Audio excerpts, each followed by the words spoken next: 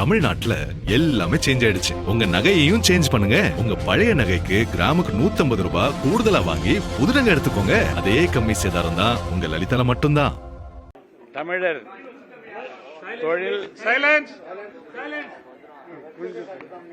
தமிழர் தொழில் வணிக வேளாண் பெருமன்றம் நடத்தும் முதலாம் உலக தமிழர் தொழில் வணிக மாநாடு நிகழ்வில் கலந்து கொண்டதில் நான் பெருமகிழ்ச்சி அடைகின்றேன்.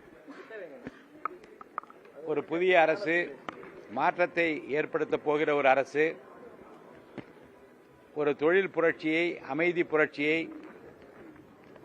மறுமலர்ச்சி புரட்சியை குறிப்பாக தொழில்துறையில் ஏற்படுத்த விரும்புகிற ஒரு அரசு இருக்கிறது என்பதை நாம் தொடர்ந்து பல அறிவிப்புகள் மூலமாக பார்த்து கொண்டிருக்கிறோம். விரைவிலே பட்ஜெட் கூட்டத்தொடர் தொடங்க இருக்கிறது.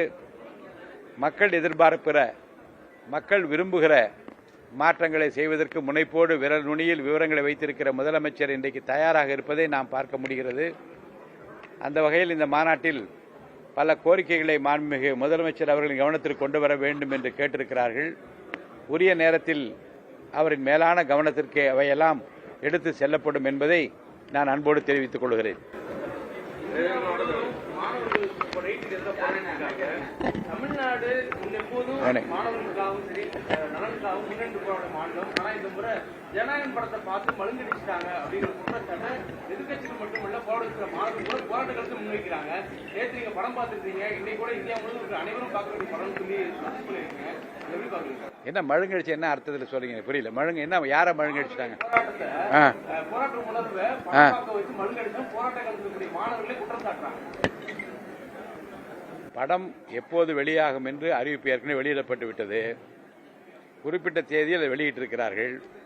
மாணவர்களுடைய போராட்டத்துக்கும் படத்திற்கும் எந்த சம்பந்தமும் இல்லை.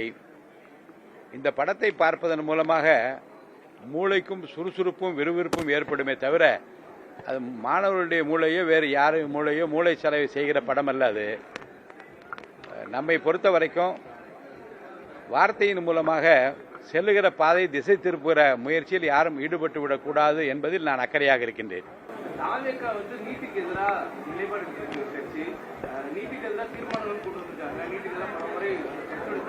நீங்க இப்ப வந்திருப்பது தொழில், இங்க வந்திருப்பது தொழில் இருங்க வந்திருப்ப இருங்க இருங்க நான் கேட்கிற கேள்வி நான் வந்து இருங்க இருங்க இருங்க இருங்க இருங்க இருங்க இருங்க பேச கொஞ்சம் அமைதியா இருங்க, கொஞ்சம் அமைதியா இருங்க. ஒரே ஒரு அன்பான வேண்டுகோள். பத்திரிகை நிருபர்களை பலர் சந்திக்க தவிர்ப்பதற்கு காரணம் என்ன என்றால், ஒரு நிகழ்ச்சிக்கு வருகிற போது அந்த நிகழ்ச்சியை ஒட்டிய கேள்விகளை தொடுத்தால் நிகழ்ச்சி நடத்துகிறவர்களுக்கு பயனுள்ளதாக இருக்கும். அதை விடுத்துவிட்டு வேறு வேறு திசைக்கு நீங்கள் போவீர்களே, ஆனால் நிகழ்ச்சி நடத்துகிறவர்களுக்கு ஒரு சங்கடம், பதில் சொல்ல விரும்புகிற எங்களுக்கு சங்கடம். இந்த நிகழ்ச்சி தொடர்பாக ஏதாவது கேள்வி இருந்தால் கேளுங்க, நான் சொல்ல தயாராக இருக்கிறேன். இந்த நிகழ்ச்சியில வந்து பல்வேறு கோரிக்கைகளை வந்து வச்சிருக்காங்க. ஆமா, முதல்வர்கிட்ட வந்து முதல்வரை மீட் பண்றேன்னு அவங்க கேட்டிருக்காங்க. நீங்க தமிழ்நாடு கவர்மெண்ட்டை பொறுத்த வரைக்கும் பல்வேறு என்னென்ன மாதிரியான, ஏன்னா இப்ப வந்து தமிழ் மாநாடு நடத்த போறக்கூடிய சூழல்ல இவங்க கூடிய கோரிக்கை என்ன வைக்க போறீங்க? என்ன முதல்வர்கிட்ட எடுத்துக்கொண்டு வர போறீங்க? ஏற்கனவே மாநாட்டில் விரிவாக விளக்கமாக அரசினுடைய கவனத்துக்கு எதையெல்லாம் வைக்க வேண்டும் என்று அவர்கள் வந்து விளக்கமாக ஒரு 10 கோரிக்கைகளை சொல்லி இருக்கிறார்கள். அதில் குறிப்பாக சிறு குறு நடுத்தர தொழில் மைக்ரோ இண்டஸ்ட்ரீஸ் வளர்ச்சிக்காக என்னென்ன திட்டங்களை அரசு முன்னெடுப்போடு செய்ய வேண்டும் என்று வைத்திருக்கிறார்கள். அந்த விரிவான விளக்கங்களும் வேண்டுகோள்களும் மாண்புமிகு முதலமைச்சருடைய கவனத்திற்கு கொண்டு செல்லப்படும். முதலில் இந்த அமைப்பின் சார்பில் மாண்புமிகு முதலமைச்சர் அவர்களை சந்திப்பதற்கு நேரம் கேட்பதாக இருக்கின்றார்கள். அப்ப நேரம் தரப்படுகிற போது அவையெல்லாம் விரிவாக விவாதிக்கப்படும். தமிழ்நாட்டுல எல்லாமே சேஞ்ச் ஆயிடுச்சு. உங்க நகையையும் சேஞ்ச் பண்ணுங்க. உங்க பழைய நகைக்கு கிராமுக்கு 150 ரூபாய் கூடுதலா வாங்கி புது நகை எடுத்துக்கோங்க. அதே கம்மி சேதாரம் தான் உங்க லலிதால மட்டும்தான்.